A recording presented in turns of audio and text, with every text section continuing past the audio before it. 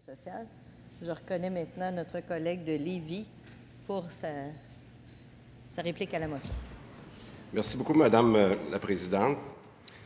Comme j'ai mentionné quelques fois sur ce beau sujet, la décision d'abolir le crédit d'impôt, et c'est sur cette partie-là de la motion que je voudrais focusser, plus particulièrement celle qui indique « et renonce par ailleurs à sa décision de mettre fin au crédit d'impôt pour les fonds de travailleurs ». C'est sur cette partie que je voudrais non seulement faire quelques commentaires, mais apporter un amendement que je présenterai à la fin de mon commentaire, si vous le permettez. La décision d'abolir le crédit d'impôt par le fédéral annoncée jeudi dernier est très clairement improvisée. Nous l'avons dit plusieurs fois et nous le déplorons très fortement.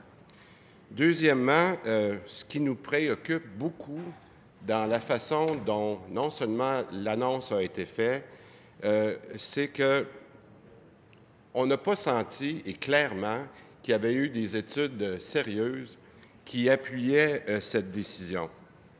En fait, j'oserais dire que s'il y a eu des études, elles ont été peut-être bouclées rapidement parce que les chiffres qui ont circulé dans les heures et les jours qui ont suivi cette annonce, je peux vous dire, Madame la Présidente, que les chiffres étaient à des extrêmes assez importants. Donc, je pense qu'on a besoin d'avoir des études et j'y reviendrai. Ce qui est le plus important, et il faut le dire sans vouloir faire la chicane, comme disent souvent les Beaucerons, je ne suis pas capable d'avoir le même accent qu'eux, mais j'aimerais dire que, et c'est très important, que le gouvernement fédéral a démontré une bien mauvaise compréhension du Québec dans cette décision. Et je veux être très clair sur ça, ou a démontré qu'il connaissait très bien le Parti québécois en connaissant la réaction qu'il allait avoir. Mais dans les deux cas, j'aimerais vous dire encore une fois que peu importe si c'est parce qu'ils connaissent mal le Québec ou parce qu'ils connaissent très bien le Parti québécois, ce que ça fait, c'est que ça fait encore de la chicane, c'est la dernière chose qu'on a besoin. Alors, moi, j'aimerais réaliser, Madame la Présidente, et faire réaliser à nos collègues, et d'ailleurs, je souscris aux propos de la ministre du Travail, qu'on doit montrer une collision lorsqu'il y a ce genre d'attaque dans un point qui est de notre compétence. Et là-dessus, nous souscrivons très bien, et c'est d'ailleurs qu'on veut, dans un contexte d'opposition constructive, d'y apporter un certain petit amendement. Mais le point qui est le plus important, et ça, il faut le réaliser, et nous avons été très clairs dans les derniers jours sur plusieurs tribunes, c'est qu'en fait, on peut dire que c'est une collision frontale avec le Québec, mais en fait, on a dit toutes sortes de choses. On a dit que c'était une attaque contre les syndicats. Il y a eu plusieurs choses qui ont été soulevées. Et j'aimerais préciser quelques points, notamment les gens qui ont vraiment été attaqués par cette mesure au cours des derniers jours, ce sont les épargnants, ce sont les PME. Et quand je dis les épargnants, il faut réaliser que dans le fonds qui est le plus connu de tous ces fonds-là, sans le nommer, il y a eu déjà assez de publicité au cours des derniers jours, ce fonds-là a probablement les 2/3 de ses déposants qui ne sont pas des syndiqués. Alors, le gouvernement fédéral a bien démontré qu'il ne connaissait pas la fibre du Québec, si vous me permettez, et d'aller attaquer les épargnants, les PME dans le même coup, sans prendre le temps de faire les analyses dont je parle. Je pense que c'est un manque de compréhension et c'est beaucoup sur ce point-là que nous nous y opposons.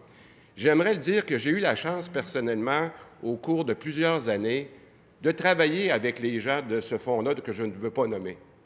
Et je peux vous dire que ce sont des gens qui connaissent très bien la PME, qui connaissent aussi très bien la grande et la moyenne entreprise.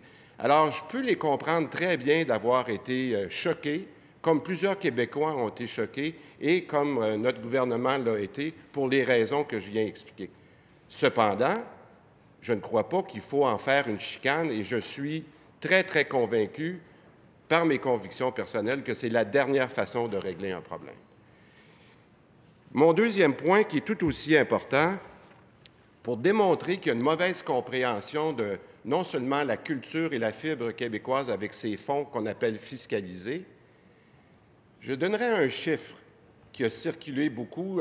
Je vous demanderai de me pardonner si je me trompe dans la précision du chiffre, mais lorsqu'un fonds collecte environ 800 millions par année de nouveaux déposants, c'est énorme. On ne parle pas de 80 millions, on parle de 800 millions annuels.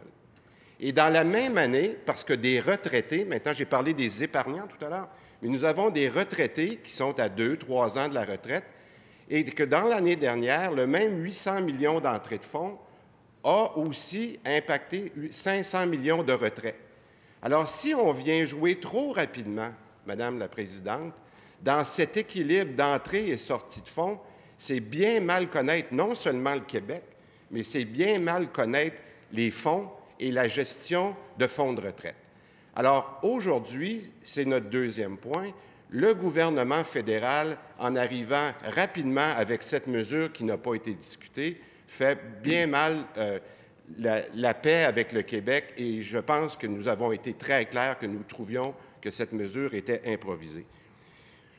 J'aimerais donc conclure, avant de présenter l'amendement, et clairement demander au gouvernement fédéral de refaire ses études, de faire des études très claires d'analyse d'impact en retirant sa demande de défiscalisation, si je peux le dire, rapide du fonds, pour donner la chance non seulement à leurs analystes, mais à ceux des différents fonds qui sont impactés par cette mesure, pour donner la chance de bien expliquer l'importance que c'est au Québec et d'avoir une discussion factuelle et non de la chicane. C'est ce qui me permet, Madame la Présidente, de scinder ma recommandation, de scinder le troisième paragraphe après le mot « actuel » et d'y ajouter qu'il presse le gouvernement fédéral de renoncer à sa décision de mettre fin au crédit pour les travailleurs, tout en procédant à une analyse rigoureuse et comparative des impacts, des coûts et des bénéfices de ce crédit d'impôt. Merci beaucoup, Madame la Présidente.